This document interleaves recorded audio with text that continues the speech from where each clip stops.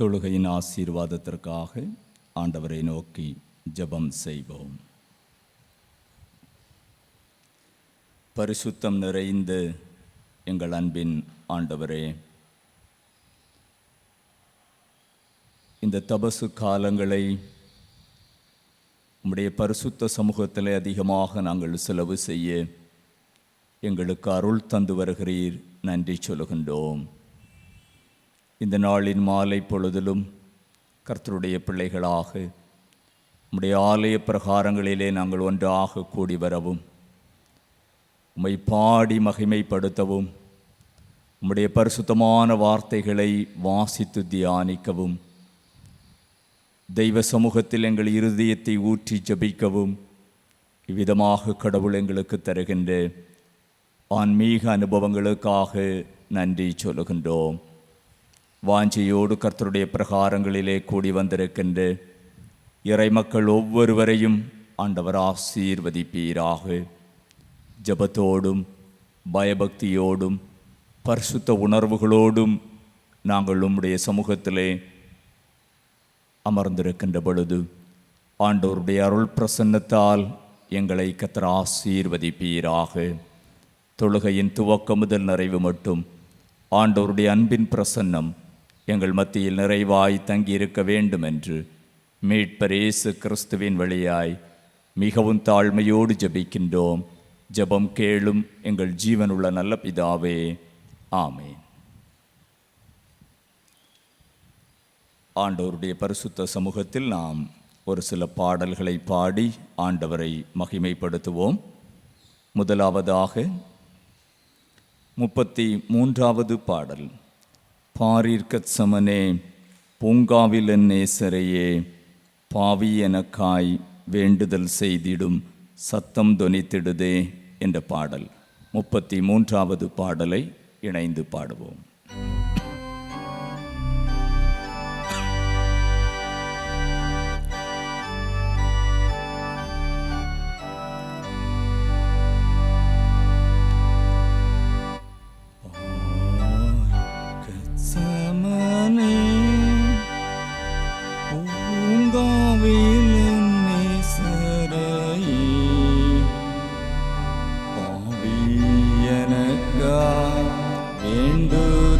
செய்திடும் சத்தம் தொனித்திடுதே, பாவி எனக்காய் வேண்டுதல் செய்திடும் சத்தம் தொனித்திடுதே, தேகமெல்லாம் வருந்தி சோகமடைந்தவரா,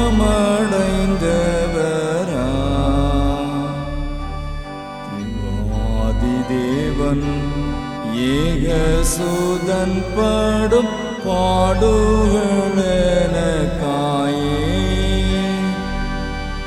தேவாதி தேவன் ஏகசுதன் படும் பாடுகள் எனக்காயே, அப்பாயே பாத்திரமே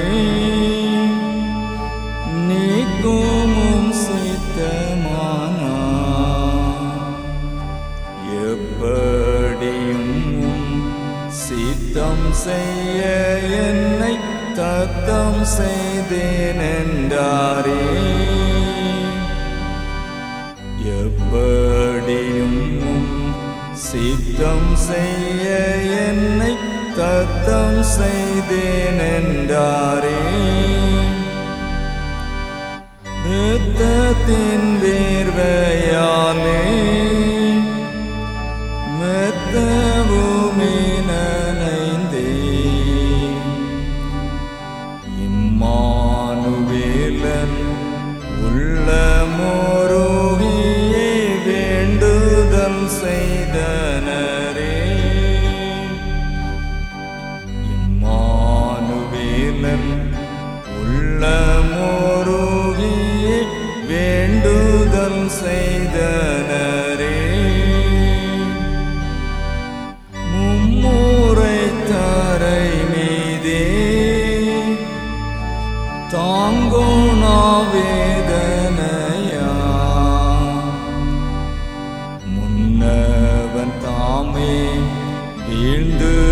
ஜபித்தாரே பாதகர் மீட்புறவே. முன்னவன் தாமே வீழ்ந்து ஜபித்தாரே பாதகர் மீட்புறவே. என்னையும் தம்மை போல மாற்றுமே மானேசத்தை எண்ணி எண்ணியே உள்ளம் கனிந்து நாம் என்றும் புகழ்ந்திடுவே. எண்ணி எண்ணியே உள்ளம் கனிந்து நாம் என்றும் புகழ்ந்திடுவே. சமனே பூங்காவில் நேசரை பாவியனக்காய் வேண்டுதல் செய்திடும் சத்தம் தோனித்திடுதே. பாவியனக்காய் வேண்டுதல் செய்திடும் சத்தம் தோனித்திடுதே. 26வது பாடல். கொடுங்கொல்கதாவின் கொடுமுடியில் கடுங்காயப்பட்ட நேசரை கண்டேன். அகபாரத்தால் நான் பணிந்து நின்றேன். மகனே மகளே இது உனக்கா என்றார் என்கின்ற பாடல். 26வது பாடலை நாம் இணைந்து பாடுவோம்.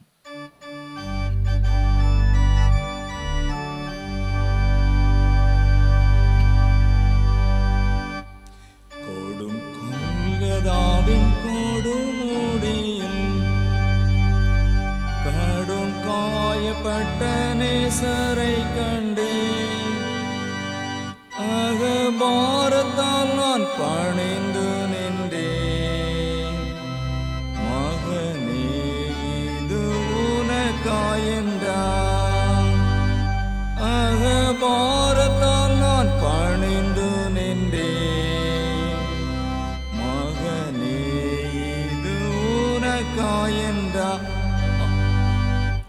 ஆகா இன்பம் இன்பம் இனி என்று துன்பமில்லை எந்தன் மகா இன்பராம் என் இயேசு வரும் நாளதினிலே. ஆகா இன்பம் துன்பமில்லை எந்தன் மகா இன்பராம் என் இயேசு வரும் நாளதினிலே. இனி நான் என்ன செய்ய என்றே கனிதா என்று கனிவா சொன்னார். இனி தாமதமோ நாதா என்றே தோனி கேட்கும் காலம் சமீபம் என்றார். இனி தாமதமோ நாதா என்றே தோனி கேட்கும் காலம் சமீபம் என்றார்.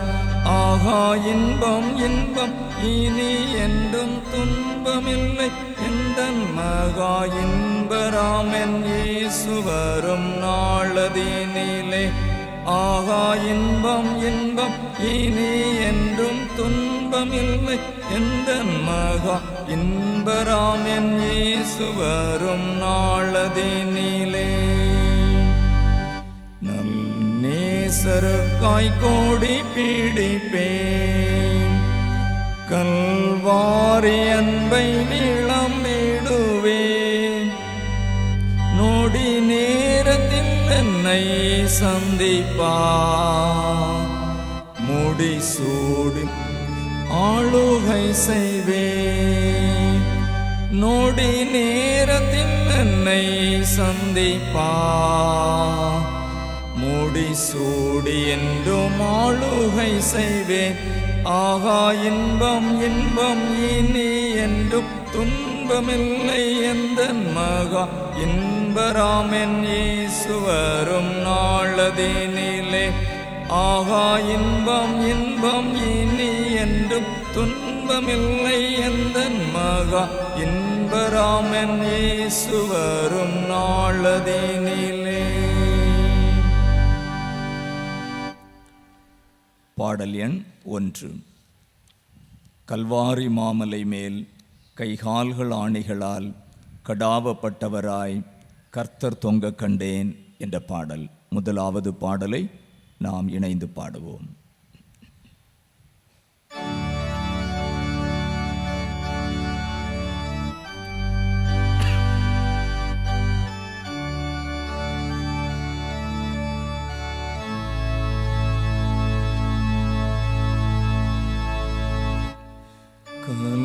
கல்வாரி மாமலை மேல் கைகால்களாணிகளால்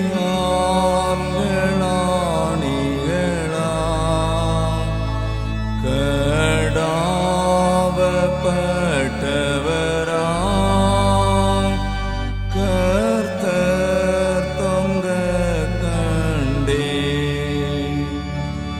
குருசின் வேதனையும் சிரசின் முள்முடியும்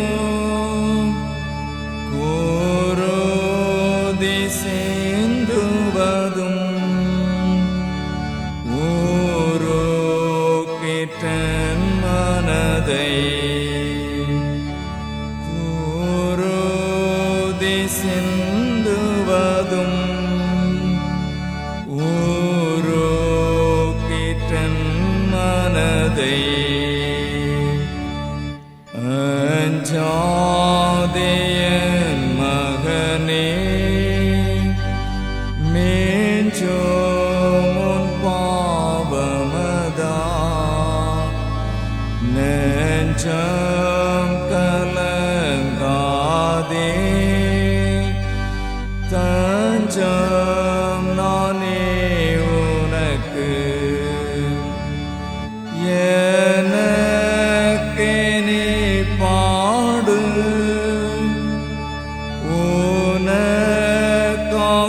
உனக்காகத்தானே ஈன கோலமடைந்தேன் உன்னை ரட்சித்தேனென்றார். ஈன கோலமடைந்தேன் உன்னை ரட்சித்தேனென்றார்.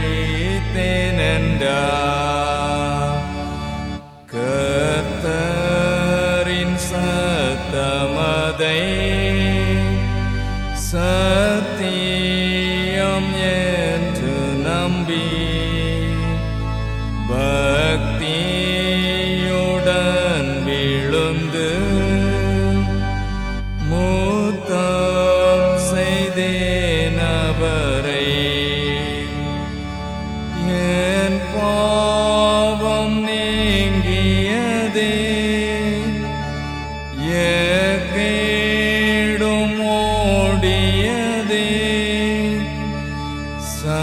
சந்தேகம் மாறியதே சந்தோஷம் பொங்கியதே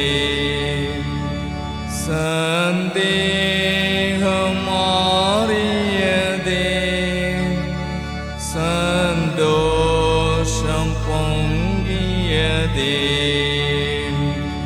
கல்வாரி மாமலை மேல் கைகால்கள் ஆணிகளால்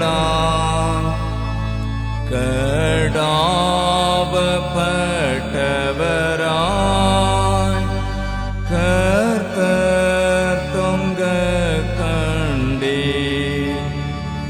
குருசின் வேதனையும் சிரசின் முள்முடியும் குருதி சிந்துவதும் ஊருக்கிட்டன் மனதை சேந்துவதும் ஊரோக்கிற்றன் மனதை. ஐந்தாவது பாடலை பாடுவோம். நான் உம்மை பற்றி இரட்சகா வீண் வெட்கமடையேன், பேரன்பை குறித்தாண்டவா நான் சாட்சி கூறுவேன், சிலுவை அண்டையில் நம்பி வந்து நிற்கையில் என்ற பாடல். ஐந்தாவது பாடலை நாம் இணைந்து பாடுவோம்.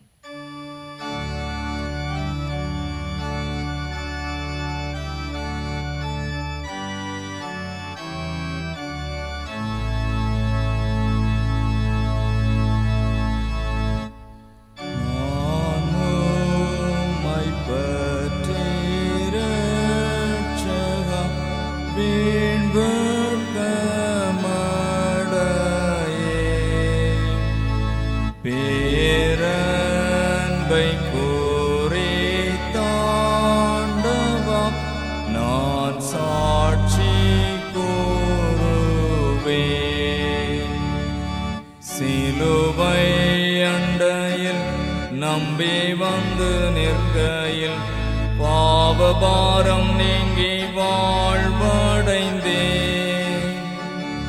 எந்த நேரமும் எனதுள்ளத்திலும் பேரானந்தம் பொங்கி பாடுவே. ஆவுந்தன் நல்ல நாமத்தை நான் நம்பி சார்வதா, நீர் கைவிடீர் வேளையை காப்பீர் தேவாவியா. சிலுவை அண்டையில் நம்பி வந்து நிற்கையில் பாவபாரம் நீங்கி வாழ்வடைந்தே. எந்த நேரமும் எனதுள்ளத்திலும் பேரானந்தம் பொங்கி பாடுவே. மாவல்ல வாக்கின் உண்மையை கண்டுணர செய்தே. நான் ஒப்புவித்த பொருளை வீடாமல் காக்கிறே. சிலுவை அண்டையில் நம்பி வந்து நிற்கையில் பாவபாரம் நீங்கி வாழ்வடைந்தே. எந்த நேரமும் எனதுள்ளத்திலும் பேரானந்தம் பொங்கி பாடுவே. நீர்மாட்சியோடு வருவே அப்போது களிப்பேன். ஓர் வாசஸ்தலம் கொடுப்பேன் மெய் பாக்கியமடைவேன். சிலுவை அண்டையில் நம்பி வந்து நிற்கையில் பாவபாரம் நீங்கி வாழ்வடைந்தே. எந்த நேரமும் எனதுள்ளத்திலும் பேரானந்தம் பொங்கி பாடுவே. ஏழாவது பாடல். உருகாயோ நெஞ்சமே குருசினில் அந்தோப்பார், கரங்கால்கள் ஆணியேறி திருமேனி நயுதே என்ற பாடல். ஏழாவது பாடலை யாவரும் ஜப நிலையிலே இணைந்து பாடுவோம்.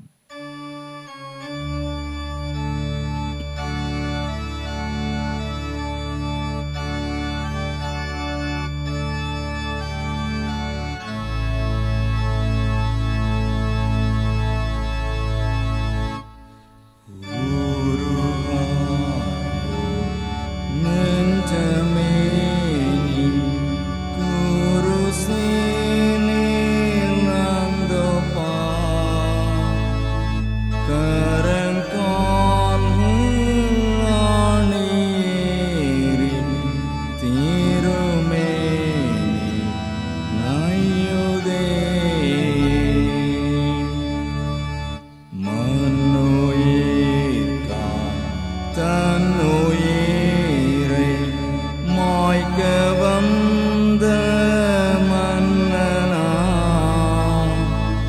இந்நிலமெல்லாம் புறக்க இனக்குரு சேரினார். தாகமேஞ்சி நாவரண்டு தங்கமே நீர் மங்குதே. ஏகபரன் கண்ணயந்து ஏத்தனையா ஏங்குரா. மூவுலகை தாங்கும் தேவன் மூன்றானே தாங்கிடவோ. சாவு வேளை வந்தபோது சிலுவையில் தொங்கினார். வல்ல பேயை வெல்ல வானம் விட்டு வந்த தெய்வம் புல்லரேதோ நன்றி கேட்டு பூரம்பாக்கி நாரன்றோ. ஊருகாயோ நெஞ்சமேனி குருசேனிலந்தோ பா. கரங்கால்கள் ஆணீரி திருமேனி நையுதே.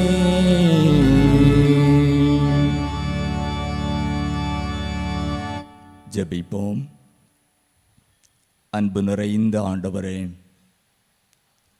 அமைதலான இரவு பொழுதற்காக ஆண்டவருக்கு ஸ்தோத்திரம் செலுத்துகின்றோம். தெய்வ சமூகத்தில் நாங்கள் அமர்ந்திருக்கிறோம். அருள் காலத்தில் ஆண்டவர் எங்களை கரம் பிடித்து நடத்துகிறீர். உம்முடைய வார்த்தைகளினாலே எங்களை தேற்றுகிறீர், வழி நடத்துகிறீர். நன்றி சொல்லுகின்றோம். வாஞ்சையோடு நாங்கள் சமூகத்திலே கடந்து வந்திருக்கிறோம். ஆண்டவரே, உம்முடைய கிருபை எங்கள் ஒவ்வொருவரையும் தாங்கட்டும். ஆண்டவரே, என்னென்ன தேவைகளோடு என்னென்ன நன்மைகளுக்காக தெய்வ சமூகத்திலே உமது பிள்ளைகள் கடந்து வந்திருக்கிறார்களோ, உம்முடைய ஆசீர்வாதங்களை பெற்று இத்தொழுகை வழி உம்முடைய பரிசுத்த நாமத்தை மகிமைப்படுத்தி செல்ல கர்த்தர் அருள் தாரும். ஆராதனையின் மீதமுள்ள வேளையை உம்முடைய கரங்களிலே நாங்கள் தருகிறோம். ஆசீர்வதித்து நடத்தும். மீட்பர் இயேசு கிறிஸ்துவின் வழியாய் மிகவும் தாழ்மையோடு ஜெபிக்கிறோம். ஜெபம் கேளும் எங்கள் ஜீவனுள்ள நல்ல பிதாவே, ஆமென்.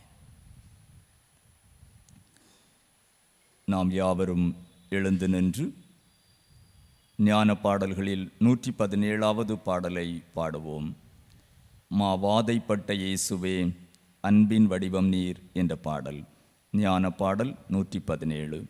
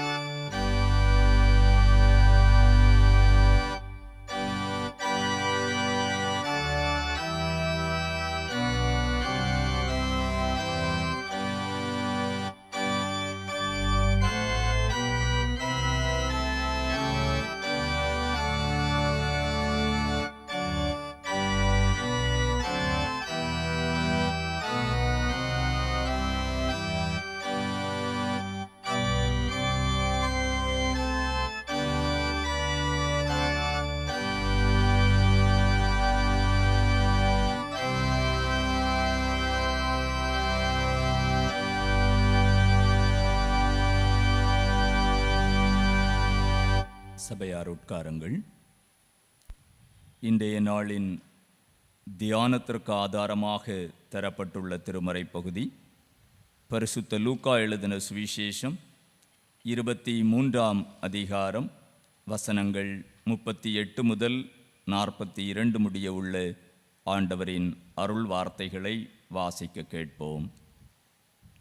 பரிசுத்த லூக்கா எழுதின சுவிசேஷம் 23ஆம் அதிகாரம் வசனங்கள் 38 முதல் 42 முடிய. இவன் யூதருடைய ராஜா என்று கிரேக்கு, லத்தீன், எபிரேயு எழுத்துக்களில் எழுதி அவருக்கு மேலாக வைக்கப்பட்டது. அன்றியும் சிலுவையில் அறையப்பட்டிருந்த குற்றவாளிகளில் ஒருவன், நீ கிறிஸ்துவானால் உன்னையும் எங்களையும் இரட்சித்துக்கொள் என்று அவரை இகழ்ந்தான்.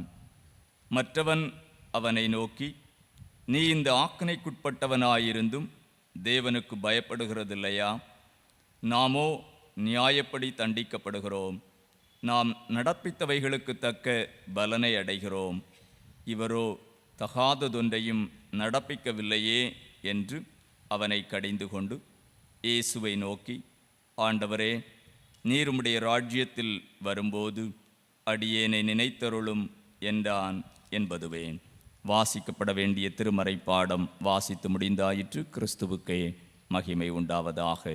ஜெபம் செய்வோம். நேற்றும் இன்றும் என்றும் மாறாதவராக இருக்கின்ற எங்கள் பரிசுத்தமுள்ள ஆண்டவரே, ஆசீர்வாதமான லந்து காலத்தின் இந்த மாலை வேளைக்காக ஆண்டவருக்கு நன்றி சொல்லுகின்றோம். உம்முடைய பரிசுத்த பாதத்திலே நாங்கள் உம்மை பணிந்து நிற்கின்றோம். அனைவரையும் ஆண்டவர் ஆசீர்வதிப்பீராக. இந்த அருள் காலத்தில் திருச்சபை வழியாய் நிறைவேற்றப்படுகின்ற அனைத்து பரிசுத்தமான பணிவிடைகளையும் ஆண்டவர் எங்களுக்கு ஆசீர்வதித்து தாரும். சிறப்பு தொழுகைகளிலே நாங்கள் சிலுவையை குறித்தும், ஆண்டவரே, உம்முடைய போதனைகளை குறித்தும் தியானிக்கும் பொழுது உம்முடைய கிருபையினால் ஆண்டவர் எங்களை தாங்கி நடத்தும் என்று வேண்டிக் கொள்கிறோம்.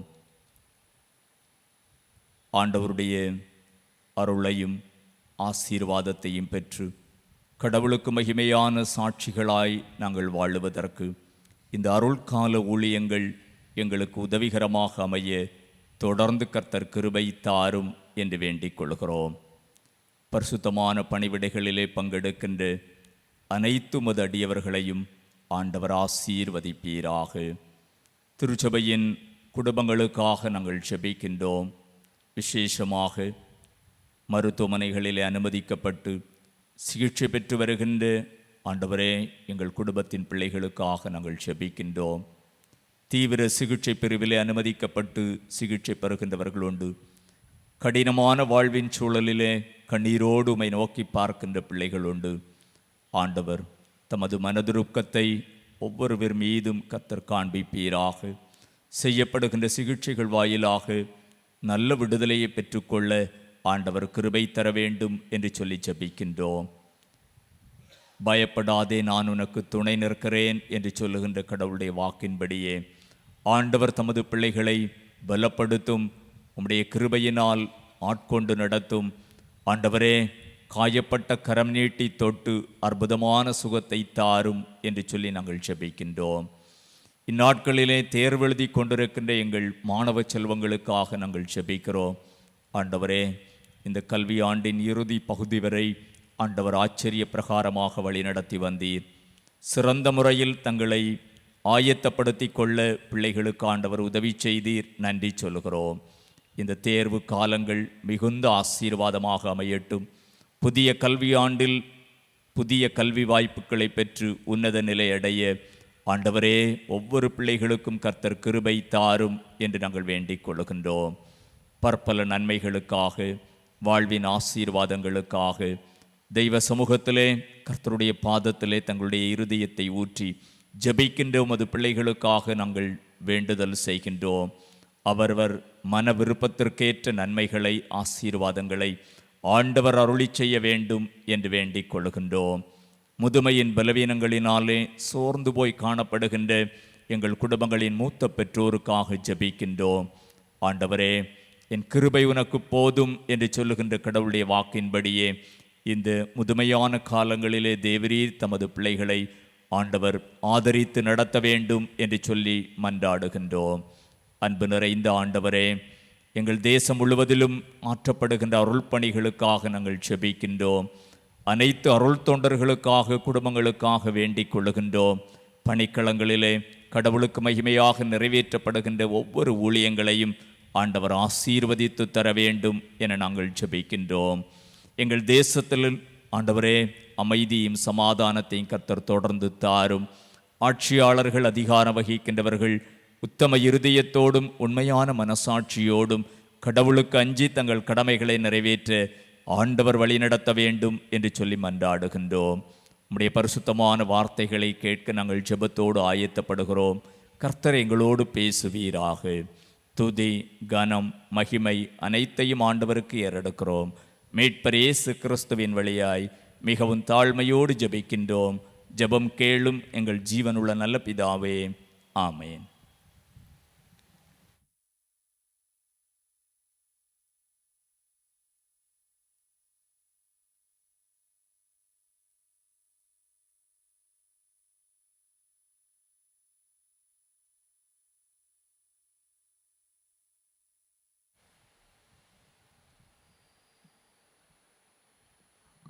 தலைகளை தாழ்த்தி ஜெபிப்போம்.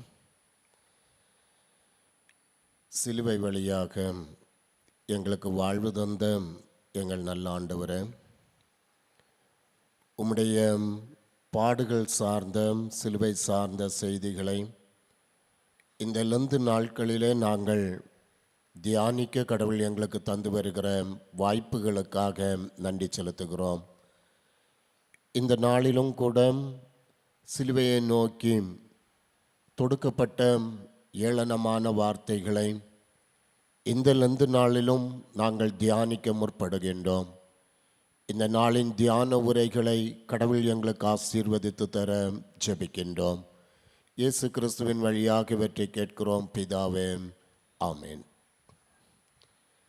கிறிஸ்துவுக்குள் அன்பிற்குரியவர்களே, ஆண்டவராகிய இயேசு கிறிஸ்துவின் பரிசுத்தமுள்ள நாமத்தினாலே உங்களை வாழ்த்துகின்றோம்.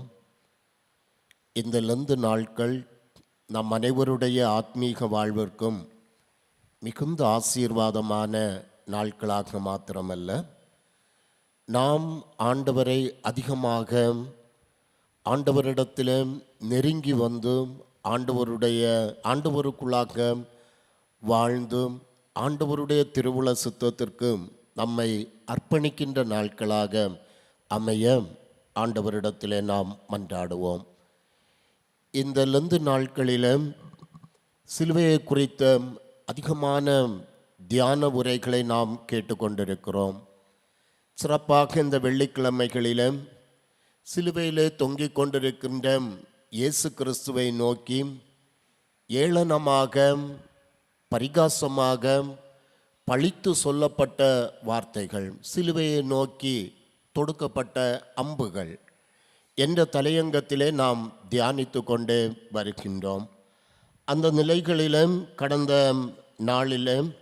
கடந்த நாட்களிலும் வழிப்போக்கர்களுடைய ஏளனத்தை பற்றி நாம் தியானித்தோம். ஆலயத்தை அல்லது கோயிலை 3 நாட்களுக்குள் இடித்து கட்டுவேன் என்று சொன்னவனே, இறங்கி வா, அப்பொழுது உன்னை நாங்கள் நம்புவோம். இன்னும் கடந்த வாரத்திலே எலியாவை கூப்பிடுகிறான். எலியா வந்து இவனுக்கு உதவி செய்வாரா என்று பார்ப்போம் என்று இயேசு கிறிஸ்துவை பார்த்து பழித்து சொன்ன வார்த்தைகளை தியானித்தோம். இன்றைய தினத்தில் இயேசு கிறிஸ்துவோடு சிலுவையிலே அறையப்பட்ட ஒரு கள்வன். இந்த கள்வன் 2 கள்வர்களிலே ஒருவன் இயேசு கிறிஸ்துவை பழித்து சொல்லுகின்றதை இந்த நாளிலே நாம் தியானிக்க இருக்கிறோம். நீ மேசியாதானே, உன்னையும் எங்களையும் ரட்சித்துக்கொள் என்று பழித்துரைத்தான் என்று சொல்லப்படுகிறது. லூக்கா எழுதிய நற்செய்தி நூல் 23ஆம் அதிகாரம் 29வது வசனம். சிலுவையில் தொங்கிக் கொண்டிருந்த குற்றவாளிகளில் ஒருவன், நீ மேசியாதானே, உன்னையும் எங்களையும் காப்பாற்று என்று அவரை பழித்துரைத்தான் என்று நாம் பார்க்கிறோம். சிலுவையிலே இயேசு கிறிஸ்து தொங்கிக் கொண்டிருந்த போது அவரோடு 2 கள்வர்கள் கூட சிலுவையிலே அறைந்து தண்டிக்கப்பட்டார்கள் என்று நாம் திருமறையின் மூலமாக கற்றுக்கொள்கின்றோம். இயேசு கிறிஸ்துவனுடைய வலதுபுறம் ஒரு கள்வனும் இயேசு கிறிஸ்துவனுடைய இடதுபுறம் ஒரு கள்வனுமாக 2 கள்வர்களை சிலுவையிலே அறைந்தார்கள். மண்டை ஓடு என்று பொருள்படுகின்ற கொல்கதா என்னும் இடத்திலே அவரோடு கூட கொண்டு சென்று இவர்களை சிலுவையில் அறைந்தார்கள் என்று இந்த பகுதியில் நாம் பார்க்கிறோம். லூக்கா எழுதிய நற்செய்தி நூல் 23ஆம் அதிகாரம் 32-33 வசனங்களை நாம் வாசிக்கின்ற போது, வேறு 2 குற்றவாளிகளையும் மரண தண்டனைக்காக அவர்கள் அவரோடு கூட கொண்டு சென்றார்கள். மண்டை ஓடு எனப்படும் இடத்திற்கு வந்ததும் அங்கே அவரையும் வலப்புறம் ஒருவனும் இடப்புறம் ஒருவனுமாக அக்குற்றவாளிகளையும் அவர்கள் சிலுவையில் அறைந்தார்கள் என்று திருமறை சொல்கிறது. இந்த குற்றவாளிகள் யார்? இயேசு கிறிஸ்துவோடு 2 கள்வர்கள் சிலுவையில் 2 பக்கமாக அறையப்பட்டார்கள். இந்த குற்றவாளிகள் யார்? இவர்கள் செய்த குற்றம் என்ன என்பதை நாம் திருமறையில் சார்ந்து சிந்திக்கின்ற போது, லூக்கா எழுதிய நற்செய்தி நூல் 23ஆம் அதிகாரம் 32-33 வசனங்கள் சொல்கிறது. இவர்களை குற்றவாளிகள் என்று இந்த பகுதி சொல்கிறது. மத்தேயு எழுதிய நற்செய்தி நூல் 27ஆம் அதிகாரம் 38ஆம் வசனம் மற்றும் மார்க் எழுதிய நற்செய்தி நூல் 15ஆம் அதிகாரம் 27 இவர்களை கள்வர்கள் என்று இந்த நற்செய்தி ஆக்கியோர்கள் சொல்கின்றதை காண்கின்றோம். சிறப்பாக இந்த அனுபவங்களை நாம் சிந்திக்கின்ற போது, இஸ்ரவேல் நாட்டிலே ரோமர்களின் ஆதிக்கத்திலிருந்து இஸ்ரவேல் நாட்டை விடுதலை செய்ய அநேக மக்கள் போராடி கொண்டிருந்தார்கள். இந்த ரோம ஆளுகையிலிருந்து இந்த இஸ்ரவேல் நாட்டை மீட்க போராடின மக்களை எல்லாம் ரோம அரசு தீவிரவாதிகள் என்று குறிப்பிட்டார்கள். காரணம் என்னவென்றால், இந்த ரோம ஆளுகைக்கு அல்லது அவர்களுடைய அடக்குமுறைக்கு எதிராக போரிட்டவர்கள் எல்லாம் அடிக்கடி எருசலேமிலே கலகத்தை மூட்டுவார்கள். கலகம் செய்கின்ற போது இவர்கள் கொள்ளையடிப்பதும் திருடுவதும் பல நேரங்களிலே கொலைகளை செய்வதும் போன்ற செயல்களிலே இவர்கள் ஈடுபடுவார்கள். அதோடு கூட மக்களை இந்த ரோம அடக்கு ஆளுகைக்கு அல்லது அடக்குமுறைக்கு ஆட்சிக்கு எதிராக கிளர்ச்சி செய்வதற்கு இவர்களை மற்ற மக்களையும் தூண்டுகின்றவர்களாகவும் இருந்தார்கள். ஆகவே இவர்கள் செய்கின்ற இந்த செயல்களெல்லாம் குற்றமாக கருதப்பட்டு இவர்கள் ரோமராயருக்கு விரோதிகள் என்ற நிலையிலே இவர்கள் அடையாளப்படுத்தப்பட்டார்கள் என்று நாம் பார்க்கிறோம். ஆகவே தான் இயேசு கிறிஸ்துவுக்கு கூட இந்த பழிச்சொல் வந்ததை நாம் திருமறையிலே காண முடியும். லூக்கா எழுதிய நற்செய்தி நூல் 23ஆம் அதிகாரம் 2வது வசனத்தில், இந்த ரோம ஆளுகையிலே இருக்கிற அதிகாரம் வகிப்பவர்களை இயேசு கிறிஸ்துவுக்கு எதிராக தூண்டி விடுவதற்காக இயேசு கிறிஸ்துவனிடத்திலே குற்றம் சாட்டுகின்ற மக்கள் கூட இப்படி சொன்னார்கள், இவன் நம் மக்கள் சீரழிவதற்கு காரணமாக இருக்கிறான், சீசருக்கு கப்பம் கட்டக்கூடாது என்றான், தன்னையே மேசியாவாகிய அரசன் என்று சொல்லிக் கொள்கிறான், இவைகளையெல்லாம் நாங்கள் கேட்டோம். அப்படி என்றால் ரோம ராயருக்கு விரோதமாக இவர் மக்களை கலகம் செய்ய தூண்டுவதாக இருந்தார் என்று இயேசு கிறிஸ்துவை கூட இந்த மக்கள் பழித்து ராயனிடத்திலே சொல்கின்றதை நாம் பார்க்கிறோம். இப்படியாக இந்த குற்றவாளிகளையும் அவர்கள் அந்த இயேசு கிறிஸ்து அச்செயலிலே ஈடுபடாமல் இருந்தும் கள்ள குற்றச்சாட்டு, பொய்யான குற்றச்சாட்டு சொன்னார்கள். ஆனால் இந்த குற்றவாளிகள் அந்த தவறை செய்தவர்களை அவர்கள் சிறைப்பிடித்து அவர்களை தண்டிக்கின்ற நிலையிலே நாம் பார்க்கிறோம். இங்கு சிலுவையிலே தொங்கிக் கொண்டிருந்த இயேசுவுக்கு ஏளனத்துடன் கூடிய ஒரு சவால் விடும் வார்த்தையை இங்கு நாம் பார்க்கின்றோம். நீ மேசியா தானே என்று சொல்கின்றதை நாம் பார்க்கிறோம்.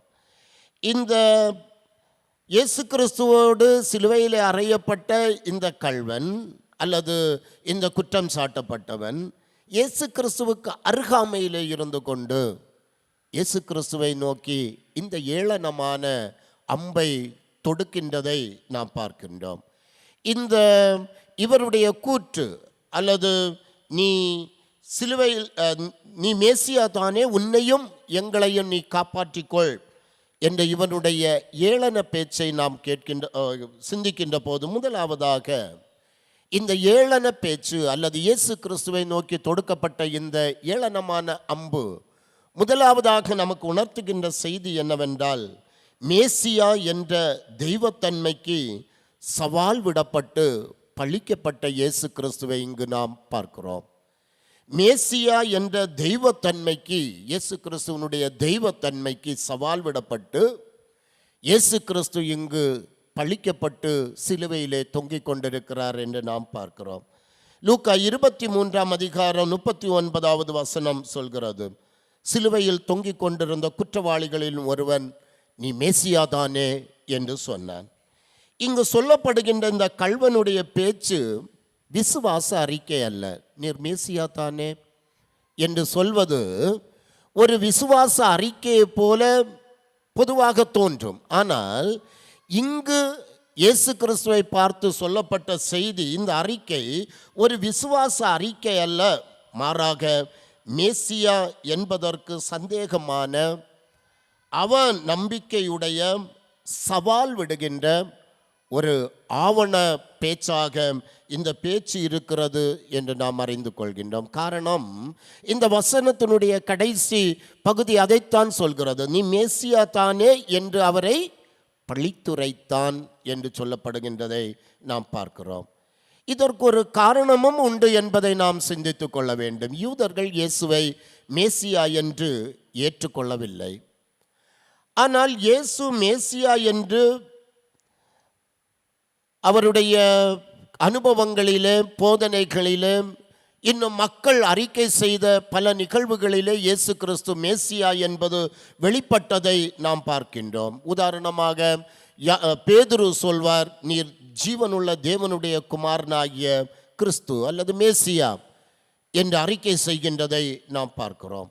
ஆக இந்த நிலையிலே இயேசுவை மேசியாவாக ஏற்றுக்கொள்ளும் எவரையும் தொழுகை கூடத்திலிருந்து விலக்கிவிட வேண்டும் என்று யூதர்கள் ஏற்கனவே உடன்பட்டிருந்தார்கள் என்று யோவான் எழுதிய நற்செய்தி நூல் 9 வசனம் சொல்கிறது. இயேசு கிறிஸ்துவை யாராவது மேசியா என்று அறிக்கை செய்தால் இவர்களை எல்லாம் நாம் விலக்கி வைக்க வேண்டும் என்று இவர்கள் வீராப்புடன் இருக்கின்ற போது அநேக மக்கள் இயேசுவை மேசியா என்று அறிக்கை செய்தார்கள். சமாரியா பெண் இயேசுவை மேசியா என்றார்.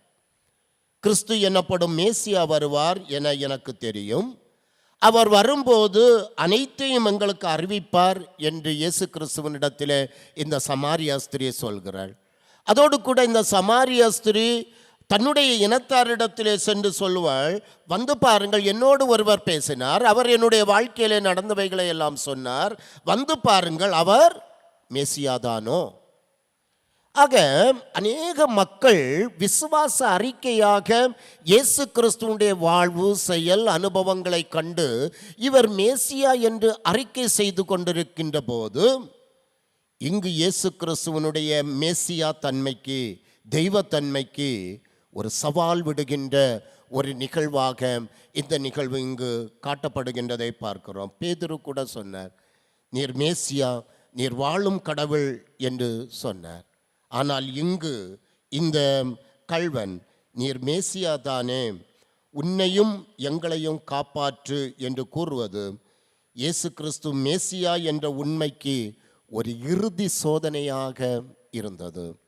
இந்த யூத மக்கள் ஏற்றுக்கொள்ளாதது மாத்திரமல்ல, இப்போது இயேசு கிறிஸ்து சிலுவையிலே தொங்கிக் கொண்டிருக்கின்ற போது கூட அவருடைய தெய்வத்தன்மைக்கு ஒரு சவால் விடுகின்ற ஒரு நிகழ்வை நாம் பார்க்கிறோம். மத்தேயு எழுதிய நற்செய்தி நூல் 27ஆம் அதிகாரம் 17வது வசனத்திலே நாம் பார்க்கின்ற போது, பிலாத்து மக்களிடத்திலே கேட்கின்ற போது அவர் இப்படியாக கேட்கிறார், நான் யாரை விடுதலை செய்ய வேண்டும் என்று விரும்புகிறீர்கள்? பரபாசையா அல்லது மேசியா என்னும் இயேசுவையா என்று கேட்டார். பிலாத்து கூட அதை கேட்கிறார், பரபாசையா மேசியா என்ற இயேசுவையா என்று கேட்டபோது அவர்கள் பரபாசை என்று சொன்னார்கள். இப்படியாக பல இடங்களிலே இயேசு கிறிஸ்து மேசியா என்பது அடையாளப்படுத்தப்படுகின்ற போது, மேசியா என்பதை இயேசு நிரூபிக்க இயேசு கிறிஸ்துவுக்கு சிலுவையிலே ஒரு இறுதி சோதனை வந்தது என்று நாம் பார்க்கிறோம். இன்னும் மத்தேயு எழுதிய நற்செய்தி நூல் 26ஆம் அதிகாரம் 63வது வசனத்திலே பிரதான ஆசாரியன் இயேசு கிறிஸ்துவை விசாரிக்கின்ற போது இதைத்தான் கேட்கிறார், நீ கடவுளுடைய மகனாகிய மேசியாவா, நீ தேவனுடைய குமாரனாகிய மேசியாவா என்று இந்த பிரதான ஆசாரியர் கேட்கின்ற போது இயேசு கிறிஸ்து பதில் சொல்கிறார், நீ சொல்கிறபடிதான் நான் அவர்தான் என்று சொல்கின்ற போது இந்த பிரதான ஆசாரியனுக்கு பெரிய கோபம் வந்துவிட்டது. பிரதான ஆசாரிய திருமறையை நாம் வாசித்து அறிகின்ற போது மத்தேயு 26ஆம் அதிகாரம் 63வது வசனம் முதல் வருகின்ற பகுதிகளை நாம் வாசித்து அறிகின்ற போது அங்கு சொல்லப்படுகின்ற செய்தி, பிரதான ஆசாரியன் உடனடியாக இவர் மேசியா தான் என்று சொன்ன உடனடியாக தன்னுடைய வஸ்திரத்தை கிழித்துக் கொள்கிறார். தன்னுடைய வஸ்திரத்தை கிழித்து கொண்டு இது தேவதூஷணம், இவன் மரணத்திற்கு பாத்திரவான் என்றெல்லாம் அவர் கர்ஜித்தார் என்று நாம் பார்க்கிறோம். 67, 68 வசனங்களிலே நாம் பார்க்கின்ற போது, நான் மேசியா தான் என்று இயேசு கிறிஸ்து சொன்ன உடனடியாக அங்கு நடந்த நிகழ்வுகள், இயேசுவை முகத்தில் துப்பி அவரை கையாலே குத்தி அவருடைய கன்னத்திலே அறைந்து இறைவாக்குனர் மேசியாவே என்று சொல்லி அவரை இகழ்ந்தார்கள்.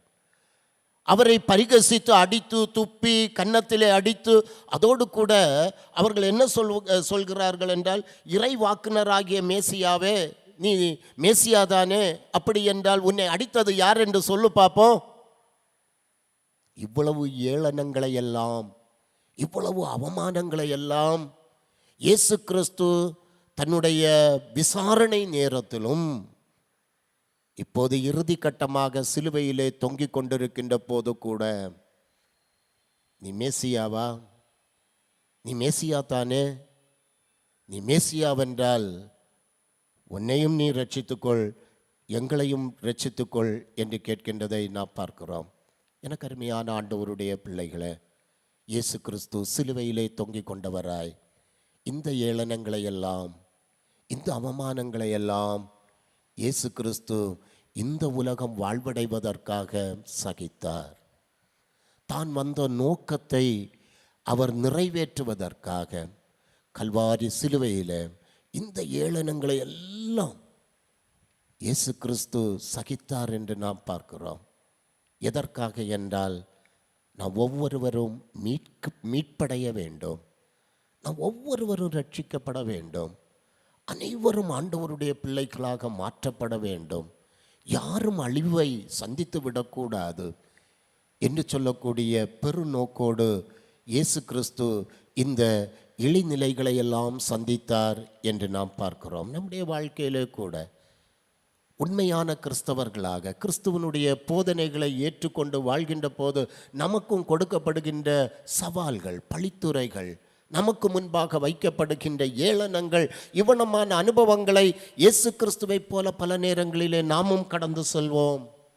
அந்த நேரங்களிலெல்லாம் கிறிஸ்து அவமானப்படுத்தப்பட்ட, கிறிஸ்து சவால் விடப்பட்ட, கிறிஸ்து பழித்துரைக்கப்பட்ட இந்த அனுபவங்களை எல்லாம் நம்முடைய வாழ்க்கையிலே சிந்தித்து நாம் நம்முடைய விசுவாச வாழ்விலே முன்னேறி செல்ல அழைக்கப்படுகின்றவர்களாக இருக்கிறோம்.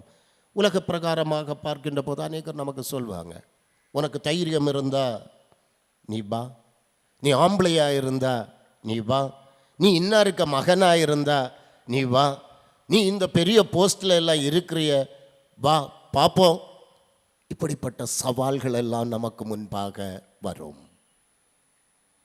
நீ வேதக்காரனாவா, நீ கிறிஸ்தவனாவா, அந்த கிறிஸ்து உன்னை ரட்சிப்பாரான்னு பார்ப்போமே. இப்படிப்பட்ட அவமானங்கள் சவால்கள் எல்லாம் நமக்கு வரும்.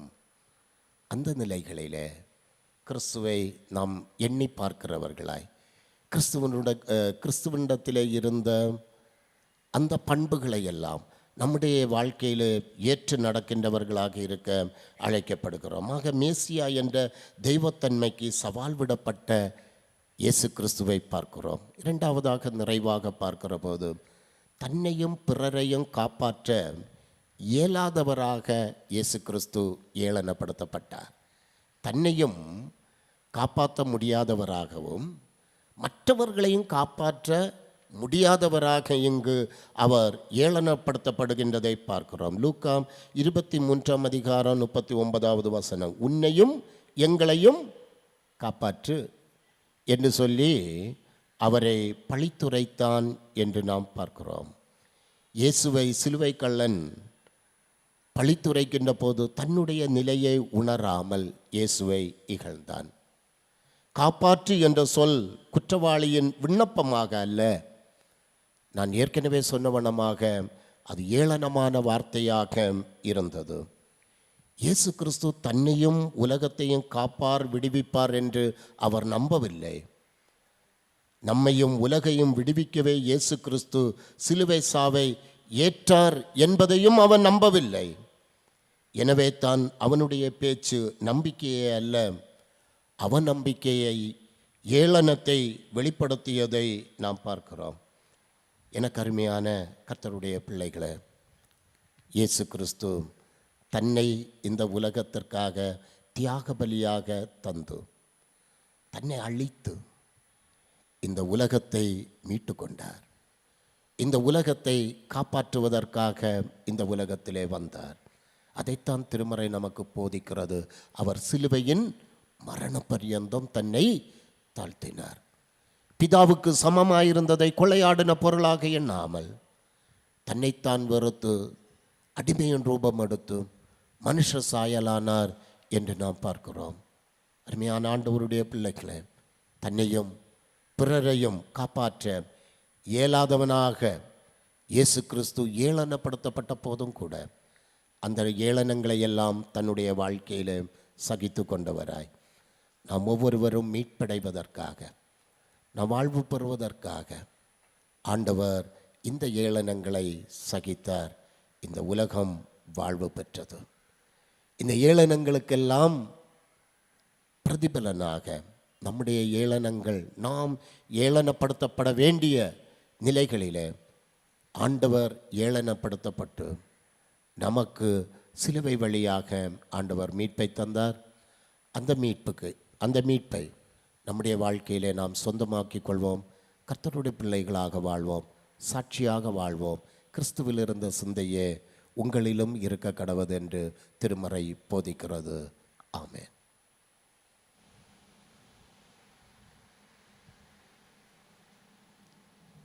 நாம் யாவரும் இழந்து கீர்த்தனைகளிலே 234வது பாடலை பாடுவோம். மகனே உன் நெஞ்சனக்கு தாராயோ, மோட்ச வாழ்வை தருவேன் இது பாராயோ. 234வது கீர்த்தனை.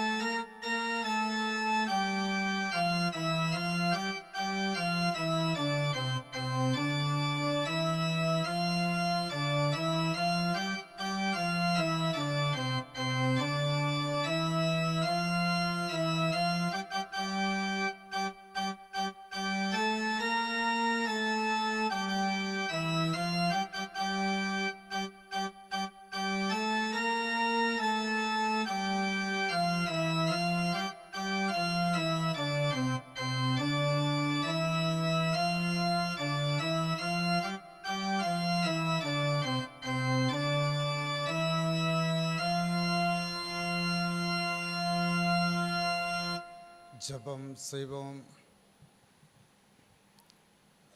பிறப்பதற்கும் பல நூற்றாண்டுகளுக்கு முன்னே ஈசா என் குலத்திலே மேசியாவாக பிறப்பார் என்று வாக்குரைக்கப்பட்டபடி எதிர்பார்ப்பின் நிலையிலே மேசியாவாய் உலகிலே தோன்றின எங்கள் நல்ல ஆண்டவரே, உம்முடைய செயல்கள் அற்புதங்கள் ஒவ்வொன்றிலும் மேசியா என மக்கள் கண்டுகொண்டனர். ஆனாலும் உறுதியாய் நம்ப ஏற்றுக்கொள்ள இயலாத நிலைமையில் இருந்தனர் என்பதை நாங்கள் திருமறையிலே வாசிக்கின்றோம். இறுதி மட்டும் மேசியா என்கின்ற நிலையிலே, கிறிஸ்து என்கின்ற நிலையிலே, ஐயப்படுகின்ற நிலையிலே மக்கள் கண்டுகொண்டார்கள் என்பதை நாங்கள் சிந்திக்கின்றோம்.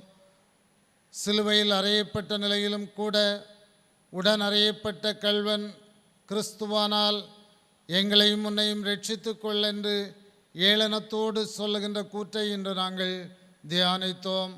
ஆண்டவரே, எல்லா நிலைமைகளிலும் மேசியாவாக செயல்பட்டு உயிர்த்தபின் திருச்சபையின் வாயிலாய் மேசியா என உறுதியாய் நம்பப்பட்டீர். உம்மை நாங்கள் போற்றுகின்றோம், புகழுகின்றோம். உலக வாழ்க்கையிலே மானிடராகிய எங்களை மீட்கும்படியாய் வந்து எத்தனையோ ஏளனங்களுக்கு உட்படுத்தப்பட்டவராய், புரிந்து கொள்ளாமல் மக்களுடைய செயல்பாட்டிற்கு காணப்பட்டவராய் இருந்தீர். நாங்கள் உம்மை புரிந்து கொள்ள இந்த நாட்களிலும் உம்முடைய வசனங்களினோடு பேசுகின்றீர். நன்றி சொல்லுகின்றோம். எங்கள் ஒவ்வொருடைய வாழ்க்கையிலும் மேசியாவாக கிறிஸ்துவாக நீர் செயலாற்ற வேண்டும் என்று சொல்லி நாங்கள் ஜெபிக்கின்றோம். யோவான் ஸ்நானகனுடைய தூதர்கள் வந்து, சீஷர்கள் வந்து கேட்ட பொழுது செவிடர்கள் கேட்கிறார்கள், குருடர்கள் பார்க்கின்றார்கள். எல்லா நிலைகளிலும் உலகத்தாரால் செய்ய முடியாத அற்புதங்களை நான் செய்கிறேன், இருதயம் கட்டுண்டவர்களை விடுதலையாக்கும்படியாய் வந்தேன் என்று சொல்லி எல்லா நிலைமையில் இருப்போருக்கும் வாழ்வு தருகின்றவர் என்பதை விளங்க பண்ணியிருக்கிறீர். உமக்கு நன்றி சொல்லுகின்றோம். நாங்கள் எங்கள் தனிப்பட்ட வாழ்க்கையிலே உம்மை மேசியாவாக கண்டுகொள்ள, உம்மிடத்திலே நாங்கள் வாழ்வை பெற்றுக்கொள்ள எந்தெந்த நிலைகளிலே நாங்கள் வாழ்வு பெறாமல் இருக்கின்றோமோ ஆண்டவரை பணிந்து வாழ்வு பெற்று முன்னேற, உம்முடைய வருகைக்கு ஆயத்தமுள்ளவர்களாய் வாழ ஒவ்வொருவரையும் நீர் ஆசீர்வதிக்க வேண்டுமாய் ஜெபிக்கிறோம். தொழுகையிலே பங்கேற்ற அனைத்து மக்களோடும் கிருபை தங்கியிருப்பதாக. இந்த இரவு அனைவருக்கும் ஆசீர்வாதமாக அமைவதாக. மீட்பர் இயேசுவின் மூலம் ஜெபங்கேளும் பிதாவே, ஆமென்.